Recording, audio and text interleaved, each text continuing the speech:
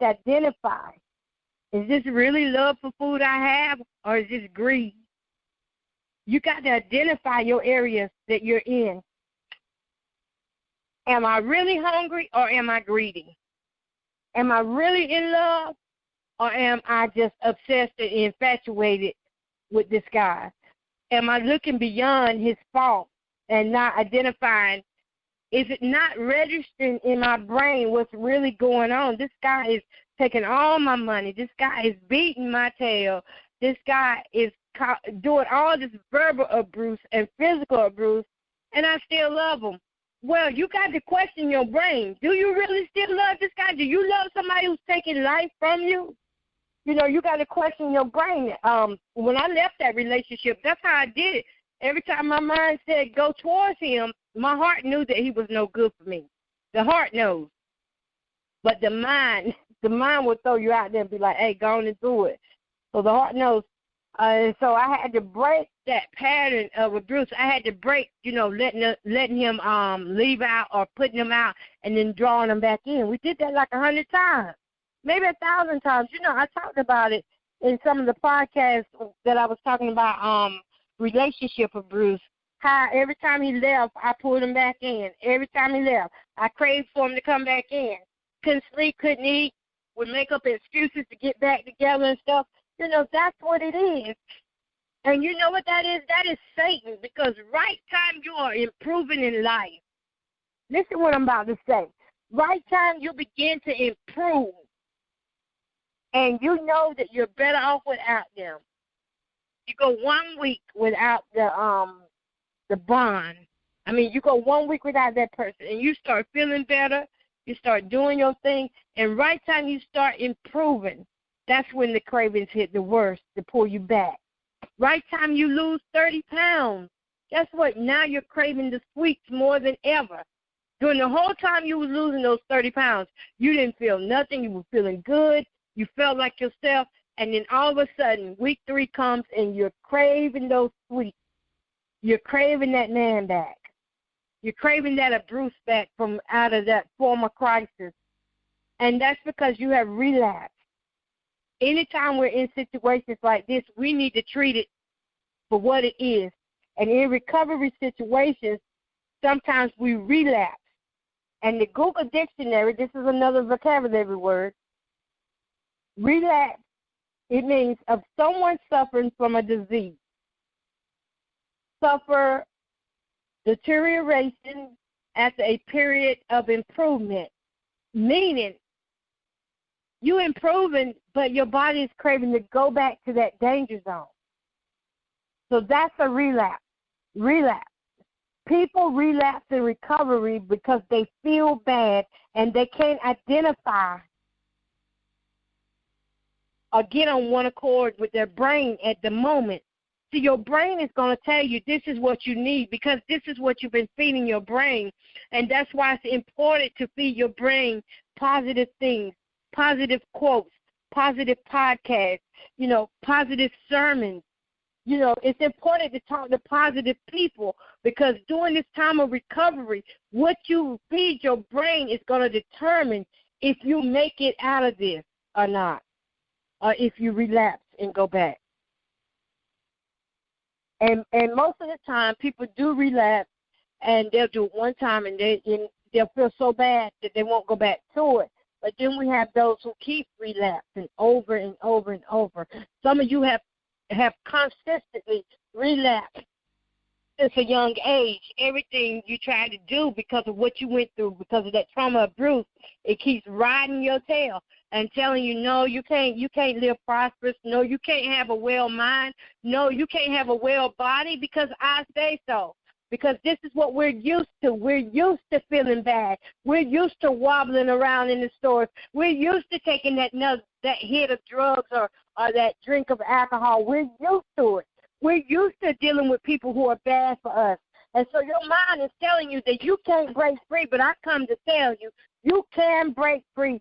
You can fight it. You can train your mind. Train your mind to accept good things. Train your mind to accept good compliments. Train your mind to accept improvement. This last time that I came through and created Kiva Boot Camp, that's what it was about, breaking that pattern. Because I noticed that at a certain weight, when I would get to a certain weight, my mom would say, that's enough weight loss. You don't need to lose any further. You're going to look sick or you're going to be sicker if you lose any weight. So I wouldn't go down past 390. And if I got there, I sabotaged myself because that was the pattern that I was used to having. But now with Kiva Boot Camp, I'm able to focus, and instead of being fearful of what will happen if I lose more weight, now I'm embracing the what will happen.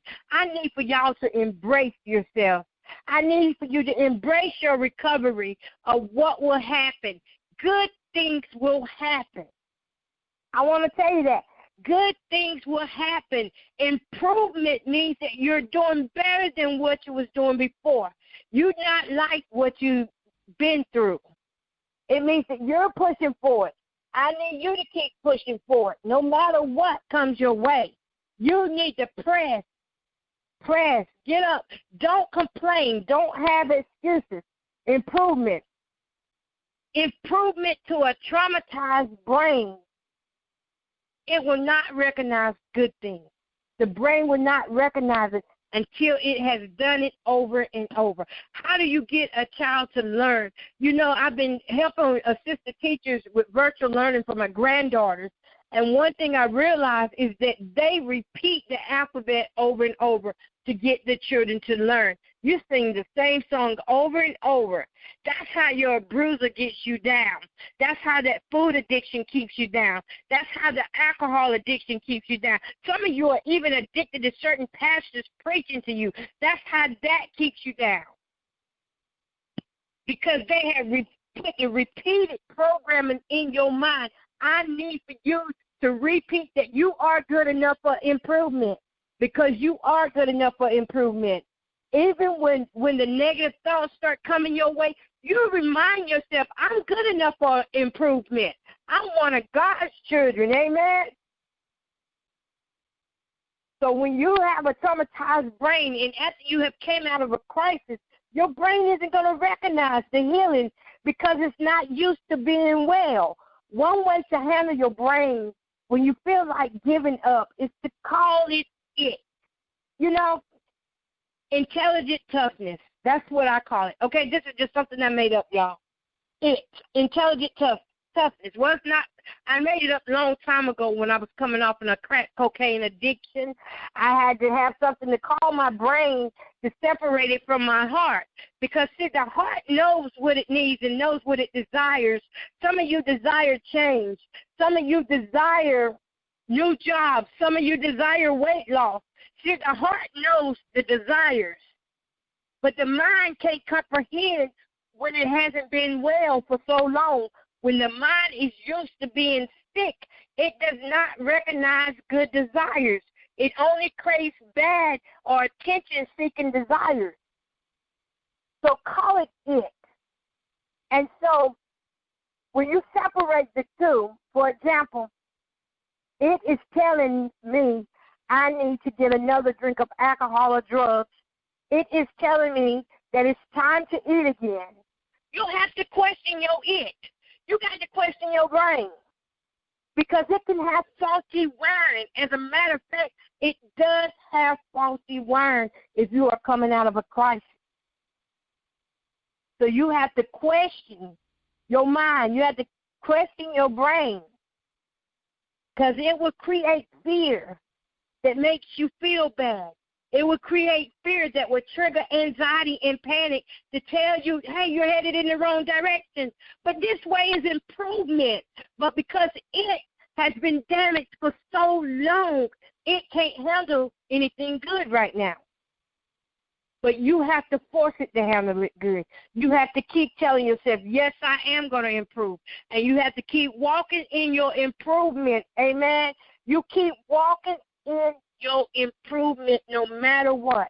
And all it is doing is sending out these signals to make you turn around and go back because that's what it's used to. It's used to going and being in the bad area of life. Listen, You walk toward the light, which is God. You walk where you can see your life going somewhere. You walk where you can see yourself growing. You walk where you know there is healing for your mind. You keep doing good activities that will heal your mind. Listen what I'm telling you. With my son, when he went through his episodes in 2018, y'all, he was schizophrenic, he was bipolar, he had psychosis, he had manic depressive disorders, and when I tell you, it was something to work with. It's the most dangerous thing I've ever been through in my entire life. Is knowing, am I going to live or am I going to die in this moment? And you know what? When I learned how to work with his brain, the intelligent toughness part of his brain, that's when I began to see change.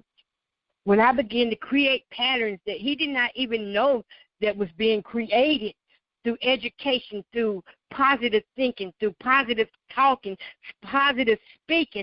Do you know the change that can come over a person when you just look at that person and say, be reminded, if you're going to go back in the past, and I have to do this too with myself now with PTSD, if you're going to go back in the past, be reminded of the good person that you was in your past. You know, when I have flashbacks, I stopped when I first started having them real bad, it was like, I don't know what I'm going to do, oh my God. And, you know, my mind wanted to kind of go all over the place, but then I realized, you know, I've been through this before. Let me get myself together. So I started speaking to my brain. I started putting positive stuff into my brain, trying to correct, you know, some of the things that were going on in my brain. And for the most part, it has been working along with therapy. Now, I can't do it without therapy. I have somebody assisting me, you know, because I needed that extra help. And listen, ladies, don't be afraid to go get extra help. If you need extra help, go get it. Never be ashamed of someone who's going to help you heal. So I'm not ashamed of the help that I get. But I want to tell you, when I was going through all of that, every time I would go back to the past, I would find the good parts inside of that story, inside of that vision, that flashback. And I began to write it down, and that has been helping me a whole lot. So if you go backwards, just remember, pick up something good to help you, okay? So all this is, when it starts cutting up and telling you to crave this and crave that, saying we need this, we need that, all of this is withdrawal. And the withdrawal process can be so hard on some people till they go back because they think that it's actually helping them heal. And listen, y'all, there are some people out here who do not have a lick of experience or knowledge in this area of withdrawal. And so they'll create rumors. And the rumors sometimes go like this. You've been drinking all your life, so if you stop drinking now, you're going to get sick. You've been smoking all your life, so if you stop smoking now, you're going to get sick. You've been living in that condition all your life, so if you get something brand new, you're going to die. Listen, y'all, do not let people project that type of negativity on you. You know, withdrawals come to let us know that our brain is working now. This is how you can look at it. Look at it differently. If I'm feeling this craving, that means that my brain is working now. It's starting to work different. That means that if it's telling me to go backwards, then that means that I need to go forward. You got to know how to flip this thing around for yourself. Okay? Withdrawal it's predictable. This is another vocabulary word. It's predictable set of symptoms. It's a predictable set of symptoms that gradually wear off as the body adjusts to the drug or the emotional feelings that are no longer present. So that means it's working. That means your healing is working. And so many times we don't put this to people where they can understand it, that if you're feeling this, then that means improvement. That means your brain is improving because you're going from a state of mind